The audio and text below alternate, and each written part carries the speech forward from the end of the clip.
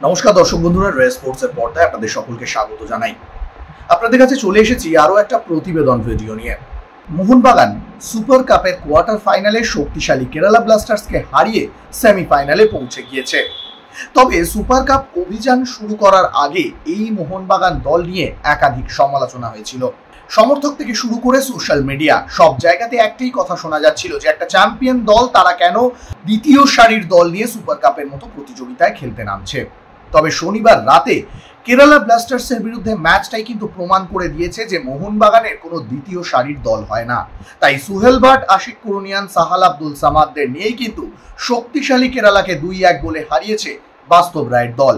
এবং এই ম্যাচের পরে অবশ্যই নজর কেড়েছেন আশিক কুরুনিয়ান, সাহাল আব্দুল সামাদ, সুহেল ভাট, সালাউদ্দিন আদনান।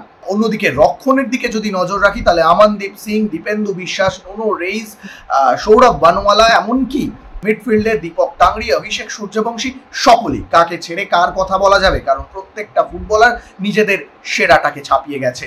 কিন্তু যার কথা না বললেই নয়, তিনি হলেন সালাউদ্দিন আদনান।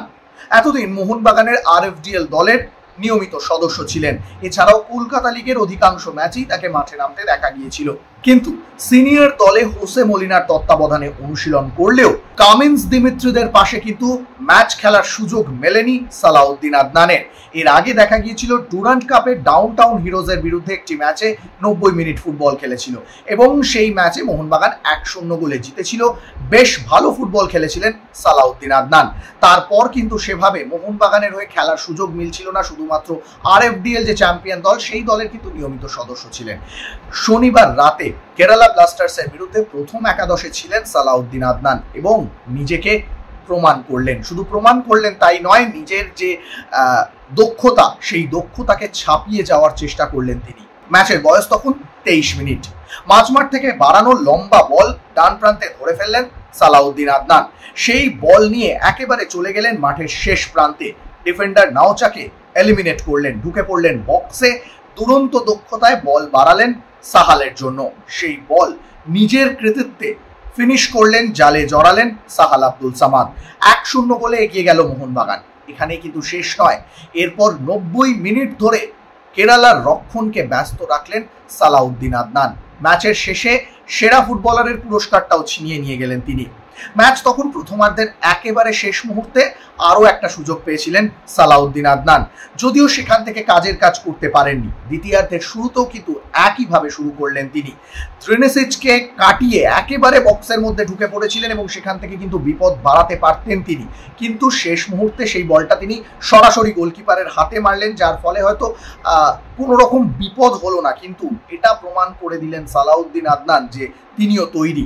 মোহনবাগান মনবীর সিং এর পরিবর্তন খুঁজছে, কারণ সিনিয়র দলে কিন্তু ব্যাকআপ প্রয়োজন। সেই ব্যাকআপের জায়গাটা তৈরি করে রাখলেন সালাউদ্দিন আদনান। শুধু সালাউদ্দিন কেন, আমানদীপ, সৌরভ বানোয়ালারা যে ফুটবল খেললেন তাতেও কিন্তু খুশি হবে সবুজ মেরুন ম্যানেজমেন্ট। সুপার কাপ শুরুর আগে থেকেই মোহনবাগান টিম ম্যানেজমেন্ট বারবার একটা কথাই বলছিল যে এই টুর্নামেন্টটা তাদের কাছে শুধুমাত্র জুনিয়রদের জায়গা করে দেওয়ার মঞ্চ, এবং সেটাই কিন্তু প্রথম ম্যাচে প্রমাণিত হলো। কারণ শুভাশিসের পরিবর্তন হিসেবে আমানদীপ যে তৈরি সেটা কিন্তু বোঝা যাচ্ছে। ডান প্রান্তে অর্থাৎ রাইট ব্যাক পজিশনে আশিস রায়ের পরিবর্তন হিসেবে সৌরভ বানোয়ালা যে তৈরি সেটা কিন্তু বোঝাই যাচ্ছে। দীপেন্দু বিশ্বাসের কথা নতুন করে বলার কিছু নেই, কারণ এর আগেও তিনি সিনিয়র দলে নিজেকে প্রমাণ করেছেন। গতকাল নুনো রেইজের পাশে যেভাবে তিনি রক্ষণ সামলালেন তা আলাদা করে প্রশংসা করার কিছু নেই। অবশ্যই বঙ্গ ডিফেন্ডার হিসেবে তিনি কিন্তু নিজেকে উচ্চতার চূড়ান্ত পর্যায়ে নিয়ে যাচ্ছে। অবশ্যই মোহনবাগানের এই দলটার মধ্যে তারুণ্যের শক্তিতে ভরা, সেই কারণেই হয়তো যে কোনো দলকে এলিমিনেট করতে পারে। মোহনবাগানের সামনে সেমিফাইনালে এফসি গোয়া। ফলাফল কি হবে তা এখনই বলা সম্ভব নয়, আরও একটা কঠিন ম্যাচ। কিন্তু বাস্তব রায় তিনি জানেন যে যে কোনো দলের বিরুদ্ধে কিভাবে পরিকল্পনার মাধ্যমে সেই ম্যাচ জিতে নেওয়া যায়, যেটা আমরা কেরালার বিরুদ্ধে গতকাল দেখলাম। অবশ্যই তারুণ্যে ভরা এই ব্রিগেডকে নিয়ে বাস্তব রায় এফসি গোয়া বধের পরিকল্পনা শুরু করে দিয়েছেন। কিন্তু নজর থাকছে মোহনবাগানের এই নতুন উইঙ্গার সালাউদ্দিন আদনানের উপর। তিনি যেভাবে নিজেকে পরিণত করে তুলছেন সেটা কিন্তু সত্যিই নজর কাড়া। এখনো সময় রয়েছে, বয়স কম, আরো হাতে সময় রয়েছে, ফলে নিজেকে আরো উন্নত করতে পারবেন, আরো পরিণত করে তুলতে পারবেন। তাতে কিন্তু আখেরে মোহনবাগানেরই লাভ। মোহনবাগান যে ভবিষ্যতের কথা ভাবতে শুরু করে দিয়েছে সেটা কিন্তু এই জুনিয়র ব্রিগেডটাকে দেখেই বোঝা যাচ্ছে। শুধু জুনিয়র ব্রিগেড নয়, সঙ্গে রয়েছে মোহনবাগানের অভিজ্ঞ ফুটবলাররা, দীপক টাংরি, গ্লেন মার্টিন, সাহাল আব্দুল সামাদ, আশিক কুরুনিয়ানের মতো ফুটবলাররা, যারা একক দক্ষতায় যে কোনো দিন যে কোনো ম্যাচের রং বদলে দিতে পারে। ফলে সুপার কাপে মোহনবাগানের এই তারুণ্যে ভরা ব্রিগেডকে অবশ্যই সমীহ করবে যে কোনো দল।